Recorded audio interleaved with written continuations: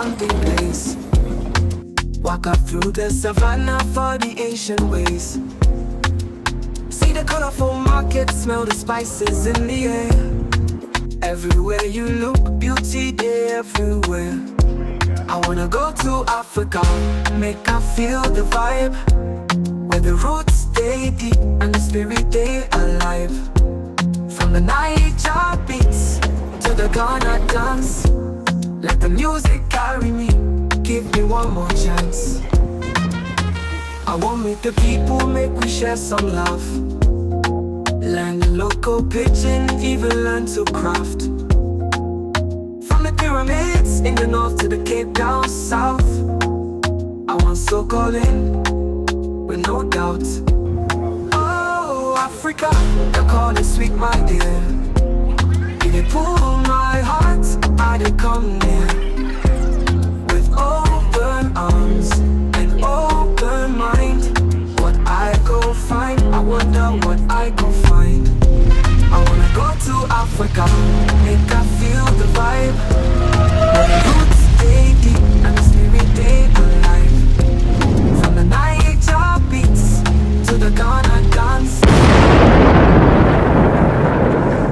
Man, listen, welcome to the Universal Thought Podcast, where we share universal thoughts, ideas, concepts, philosophies, and perspectives. We understand that perspectives is your power, and we implement using it at all times. You dig what I'm saying? I got my co-host in the building. Big Dre in the house. Hey man, listen.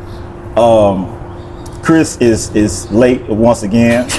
He gonna get points and suspended for But we got a real special one today, man. First of all, shout out to Dr. Abram, the psychiatrist we had on the last episode. We kind of got like the Mind of Psychology series going on. So we just getting people that accommodate the podcast based on how people think, because that's what we focus on. So today we got a real special guest in the house. So first of all, this young lady is affectionately known as your favorite slightly hood therapist. She's slightly, yeah, okay. Slightly, yeah. Texas born and Memphis raised, a proud product of Orange Mound. That's my hood. You did. She's a graduate of the Melrose of Melrose High School, a natural cheerleader both in spirit and in practice. She cheered throughout her youth into her first year of college at Christian Brothers University, where she earned a bachelor's degree in applied psychology.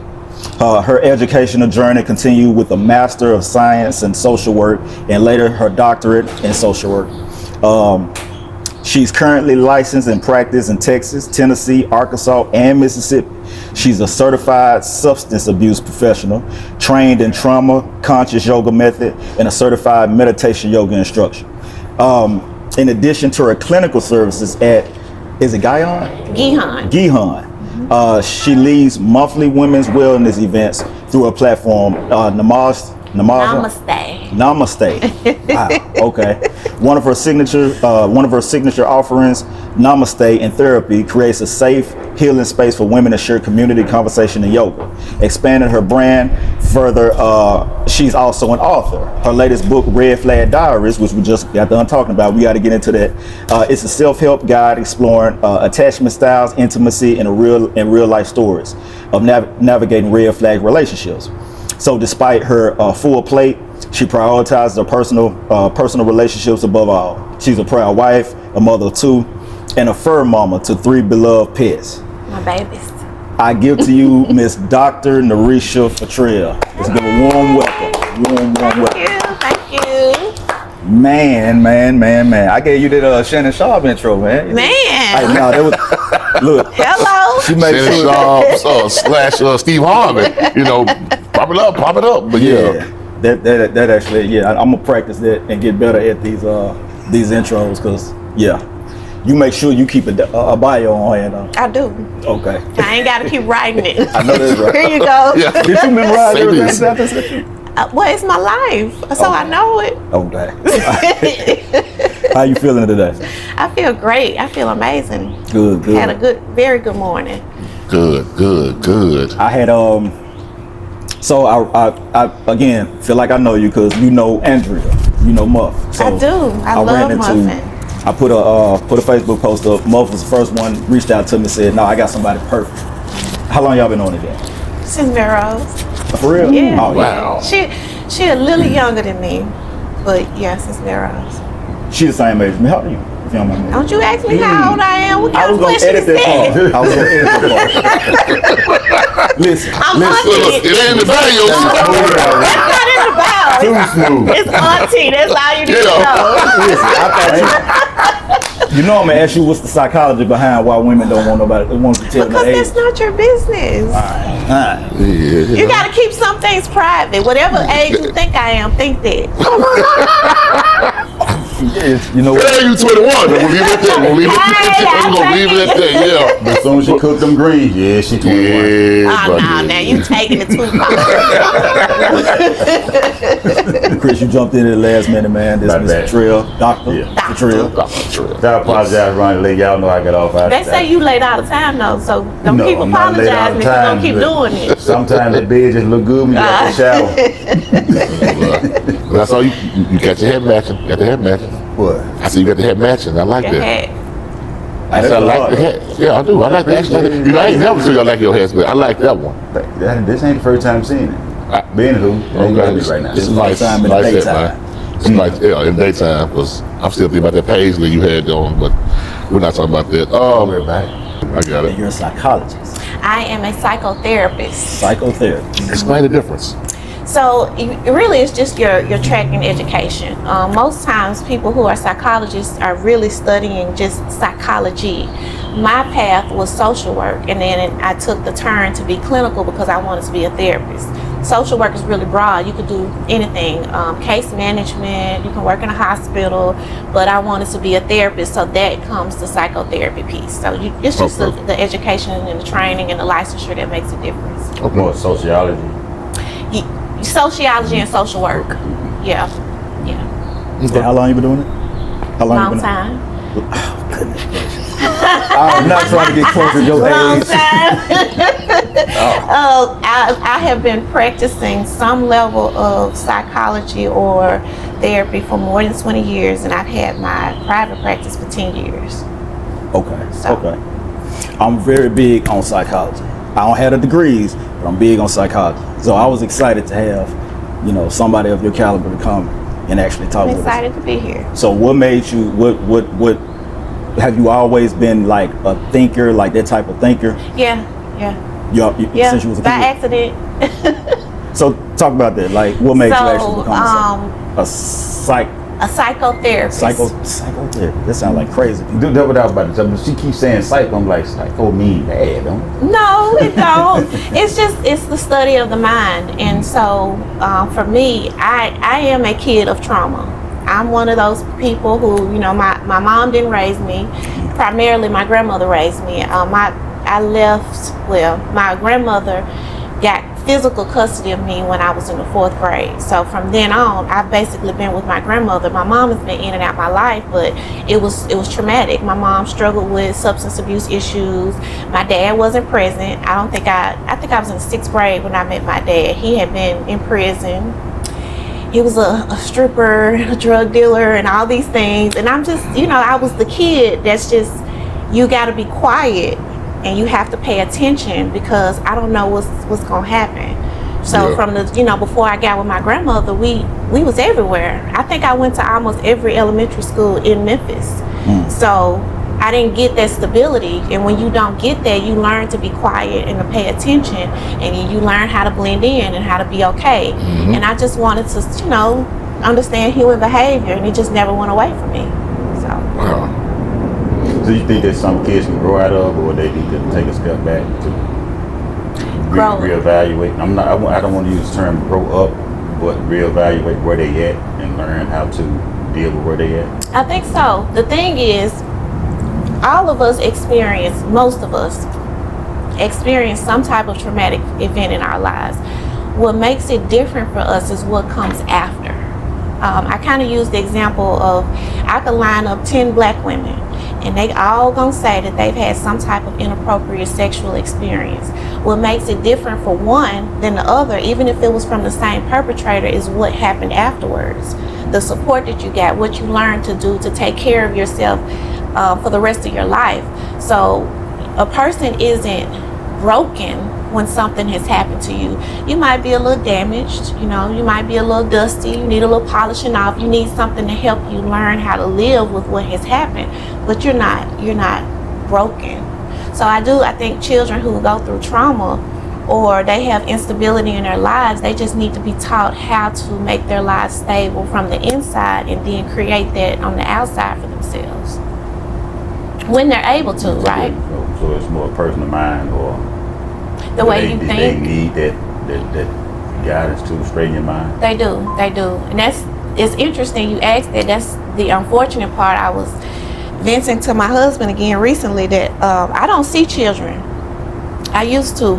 It was because I had to. I never really chose to, but I don't like seeing children, and it's not because it's difficult to work with the child. It's because of the parents. The children can be okay, but the parents refuse to be accountable for their behavior and to create stability so that the child will be okay, and they bring the child to you and they want you to fix their child in an hour, and everything you do with them is broken apart the minute they come out the door because the parent is unstable. Yeah. So I like that. Me too. I don't like it. Well, I'm gonna talk about the answer and Yeah. the solution that a lot of people probably don't want to look into, and just take in the accountability. Yeah, because it's hard when you decide to have a kid. You cannot be selfish anymore. You have to make adjustments because you have decided that you are going to impact somebody's entire life, and some people don't want to do that. Yes. Did you ever have to like go and speak with somebody, or Absolutely, really? absolutely. And if I need him today, I'm gonna call him and say I need an appointment. I get up. That's it. Don't see it. I get I used to be kind of like out there vibe, but I had to bring myself back, and I used to. You gonna let me say it? You ain't gonna say what? No, we'll let you say it. What you trying to That's the say? vibe I'm getting from you. Because as soon as I said that, you feel like Yes. I did have to. Yeah. But that goes back to something that said a while back. I ain't gonna say when I said it because I don't want nobody to get mad. But I said a while back that would you rather go to a preacher that who knows the Bible but they never experienced life, or go to somebody who been out there in the streets and like didn't change his life over? And I said I'd rather go to one that change his life over because he can kind of relate to where I'm coming from. Yeah. So I think as you being who you are, somebody would be more comfortable because you've experienced life, done things, whatever. And I feel comfortable with talking to you than I would somebody who's just sitting there and doing the professional thing. I think as a human, that's how I feel better with you. That's just me. Yeah. And I think a lot of people will feel more comfortable. A lot of my clients, the people who choose me, that's usually why it is. They feel like I'm not being fake as though I haven't ever done anything wrong, or that I don't continue because I'm not infallible, right? And I'm not going to pretend to be. We are always a work in progress, but I definitely, with the things that I experienced, I definitely needed to talk to someone. And sometimes me talking to someone now is not necessarily sitting down with my therapist, but I keep a core group of therapy friends who I can say, hey, I'm struggling. I done just told somebody this week that they need to be doing this and I'm not doing it. I need you to help me stay accountable because I'm not doing what I'm encouraging somebody else to do. That's the other piece of being a therapist. Some people don't want to do what we got to do what we practicing. Yeah. Right. If I'm telling you to take care of yourself or, not allow somebody to treat you a certain way, I need to be doing those things myself so that it's not easier said than done. I love that. I absolutely love that. I think it come with the thinking, that type of thinking, because I feel that's how I think. Like I can't really do or tell nobody to do nothing that I'm not doing. Yeah. Awareness is like real big with me. You said when I was reading your bio, you was a certified substance abuse therapist. Certified substance abuse professional. What is that? So a SAP, which is what that is, the SAP. We provide services to, I was gonna say men, bless you. But every now and then it's a woman, but it's mostly men who drive trucks, whether they drive for themselves or they drive for a company, and they get in trouble because they pop positive for drugs or they get some type of DUI or something. And what happens is, no matter who you're driving for, you are federally mandated. You're watched, right? And you get in trouble, they put you on a clearinghouse. So you can't drive anymore. It doesn't matter if you were working for FedEx and you got in trouble and you said, well, I'm going to go to Amazon. No, you're not. The federal government not going to let you drive. So you have to come and see a SAP provider who does an assessment to determine if you need some level of treatment. And then I have to refer you out for treatment or whatever it is that I suggest. And then you come back and get the second assessment, and then I can clear you to go back to work. Okay. What's the level that they would have to reach to where you provide them to help? It depends. So, and I always warn them, this is something else, the jobs don't tell these people this. You get in trouble and they immediately terminate you and you think you don't have any recourse. You do. If you go ahead and get your business taken care of, you can go back to work. But if you come to me and I do the assessment, and then I'm going to do a computerized internet-based assessment so that it takes away any subjectivity. So I don't need you saying, well, you said it was something wrong with me. No, you said it. And the computer verified. So I'm going to send you either to the highest level of treatment could be residential. But the lowest is usually I just have them to do like a drug and education course online. Because normally that's all it is. It's usually folks that just don't want to stop smoking weed. Now I just don't get it. It don't be the crack. It don't be the meth. It be the people that won't stop smoking weed. That's great. Like Stephen A. say, weed, you know, I'm not losing $1 million for, no, weed, no, but you got people don't. You ain't losing 1,000. I ain't losing 100. I always smoke weed though, so I mean, you know. But I understand people. It's an addiction for some people. It is, but they say it ain't. Well, But they act like it is. They can't stop. It's a psychological addiction. Yeah. I'm about to ask that the one that you see that smoke weed, do you think it's something they did internal issues they deal with themselves, or just a habit they just don't want to give it up? It's both, because addiction is about habit, but they are using it to cope, right? If you ask most people who smoke a lot, their thing is it makes them feel relaxed. The same thing that you do with weed, you actually can do with your body through yoga and meditation, but people don't want to do that. They want to get high because it feel good, and then you get in trouble, and then you say, oh, it's legal, blah blah blah. Alcohol legal too. You still can't go on these folks' jobs and be drunk. You cannot do that. You cannot operate machinery under the influence. Same logic. Right, and your drug of choice actually stays in your system longer than anything else. I'm gonna need you to dial it back if you want to keep your job. But what about weed though? Ain't weed like a good form of meditation? Maybe. I'm assuming you don't smoke weed. I didn't say that. I didn't confirm nor deny that. How many times have you were in the interrogation room? You know what? You know what not to answer. Okay. 11:59, not 12. I didn't say that. Okay. I mean, but it still is something that you are externally adding to your body to achieve something. And you have the ability to do all of that internally if you gave yourself enough patience and discipline to do that. Right. You just brought that up. I wanted to ask that too. So what when you said internally, how does the mental internally work with yoga? Is there really a chi, or is that just something they say you gain? No, it is. Because what yoga does for you is it helps you connect your mind and your body, right? The parallel example I give is when I ask, if I ask someone to do affirmations and they're struggling with it, it's normally because your body is not in alignment with what you're trying to tell yourself. You can stand in front of the mirror all day long and say, well, I'm attractive and I got this going for me, but you all tensed up in the inside, your body's not accepting it. So learning to allow your body to relax and take in those messages and control your breathing and lower your anxiety is the same thing that people are doing with weed, because weed is a depressant. Weed slows down your bodily functions. It slows down your thoughts. So you think clearly, you have all these thoughts and you think you're so profound.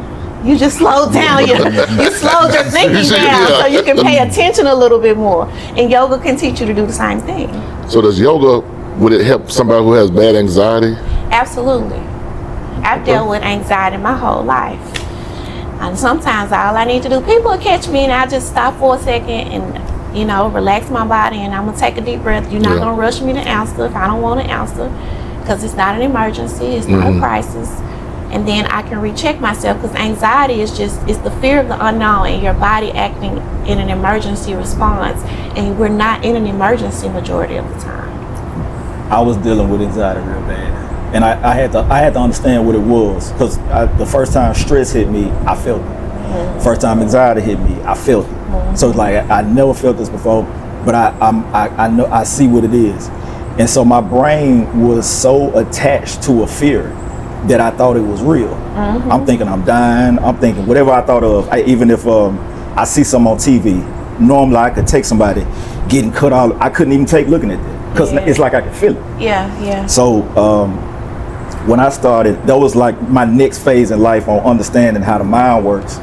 Because when I went to all these doctors, it was only one neurologist that told me that it was my mind. It's in your mind. It's not really nothing going on, because they can't find the issue. Right. So that literally, like, it almost like it damn near cured me. Changed your life. Yeah, so it got better. So all I needed to do was